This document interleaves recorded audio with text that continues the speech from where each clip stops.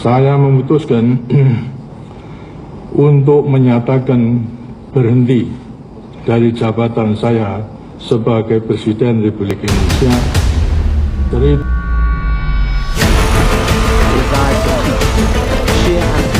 against the man in the picture, presented by the financial crisis. The 2 decades in absolute power, people blame him for ruining world commerce. It is a challenge that new troops are now being deployed in the past to have an overly president so anyone can control soldiers and citizens even embrace. Di sebuah malam yang tenang, saat kota sedang tertidur, sebuah gagasan dianggap sebagai ancaman. Jarum jam baru melewati pukul 2 pagi, ketika ketukan di pintu itu berubah menjadi akhir dari sebuah keberadaan. Tahun 1997, Indonesia mengalami krisis moneter yang menjadi salah satu masa paling sulit dalam sejarah negara. Krisis ini bermula dari jatuhnya nilai mata uang di kawasan Asia Tenggara, lalu berdampak besar ke Indonesia. Nilai rupiah anjlok drastis terhadap dolar, harga sembako melonjak tinggi, dan banyak perusahaan mengalami kebangkrutan. Akibatnya, PHK terjadi di mana-mana dan banyak masyarakat kesulitan memenuhi kebutuhan hidup sehari-hari. Kondisi ekonomi yang semakin kacau membuat rakyat mulai kehilangan kepercayaan terhadap pemerintahan Orde Baru yang dipimpin oleh Soeharto. Di kampus, di warung, hingga tempat diskusi kecil, mahasiswa dan pemuda mulai membicarakan ketidakadilan, korupsi, dan tuntutan perubahan. Organisasi mahasiswa serta aktivis mulai berani menyuarakan reformasi, kebebasan pendapat, dan pergantian kepemimpinan. Namun, pada saat itu pemerintah menganggap suara kritis sebagai ancaman terhadap kekuasaan. Situasi negara menjadi semakin tegang karena di tengah krisis ekonomi, muncul gelombang perlawanan dari masyarakat yang menginginkan perubahan besar di Indonesia. Masuk akhir tahun 1997 sampai awal 1998, tensi politik di Indonesia jadi makin panas. Aparat keamanan mulai bergerak buat mengamankan situasi menjelang sidang umum MPR di bulan Maret 1998, yang dimana sidang ini adalah sidang yang mengangkat kembali Soeharto menjadi presiden untuk ke-7 kalinya. Disinilah operasi senyap mulai dijalankan pelan-pelan. Satu persatu aktivis mulai dipantau. Suasana malam di kota besar seperti Jakarta dan Solo berubah jadi horor lewat teror psikologis. Beberapa orang sadar kalau ada gerak-gerik asing atau intel yang mengintai di sekitar tempat tinggal mereka. Pola penangkapannya juga mirip, dilakukan sembunyi-sembunyi tanpa suara perintah, tengah malam, atau bahkan langsung dicegat dan diculik di pinggir jalan. Negara melalui aparatnya mulai melenyapnya orang-orang yang dianggap menggunakan stabilitas. Banyak aktivis waktu itu hidup dalam takut yang terus mengikuti setiap hari. Mereka nggak pernah tahu kapan bakal jadi target berikutnya. Ada yang mulai pindah-pindah tempat tinggal, tidur di tempat rumah teman, sampai sengaja memutuskan komunikasi sama keluarga demi menghindari pantauan aparat.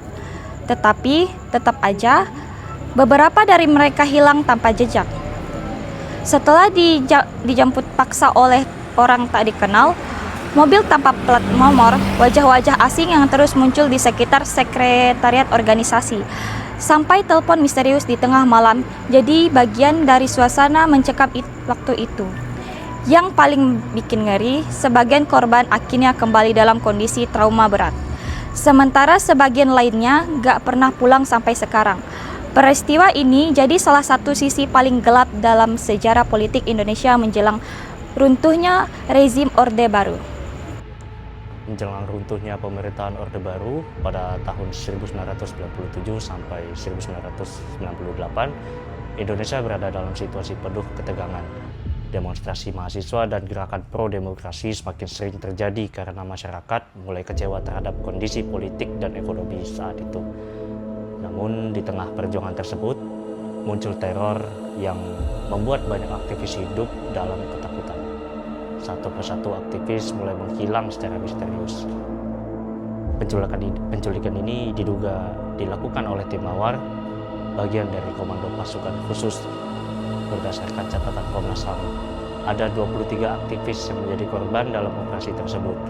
Mereka ditangkap di lokasi yang berbeda, kemudian dibawa secara diam-diam ke tempat interogasi rahasia dengan mata ditutup kain hitam agar tidak mengetahui arah perjalanan. Di tempat itu, korban mengalami tekanan mental yang berat, serta kekerasan fisik selama proses interogasi.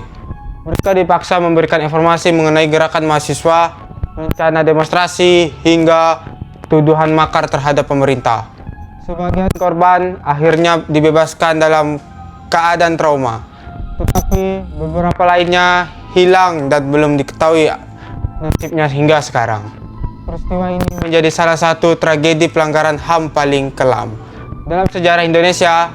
Kasus ini penculikan aktivis tidak hanya merampas kebebasan para korban, tetapi juga meninggalkan luka mendalam bagi keluarga dan masyarakat yang terus menuntut keadilan hingga hari ini.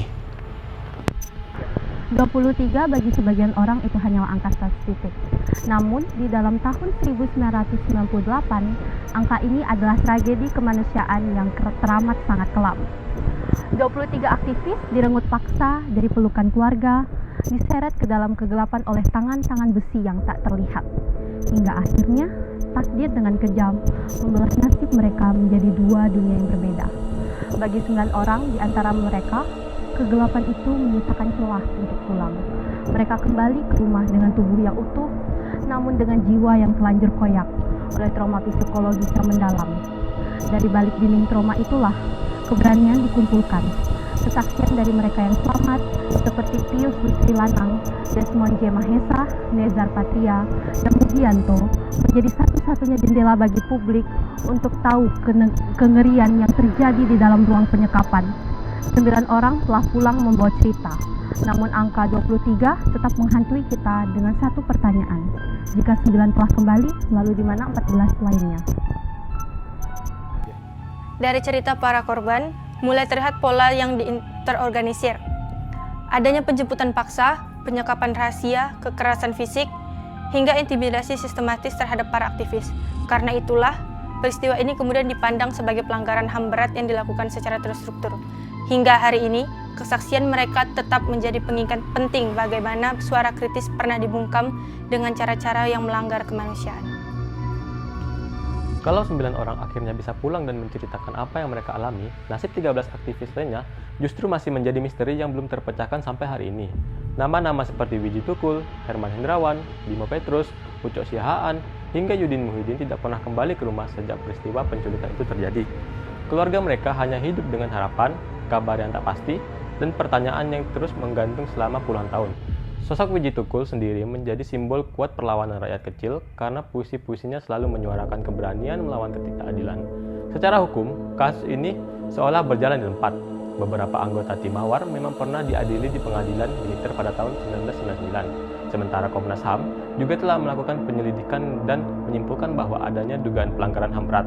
Namun sampai sekarang, upaya membawa kasus ini ke pengadilan HAM ad hoc belum pernah benar-benar terwujud.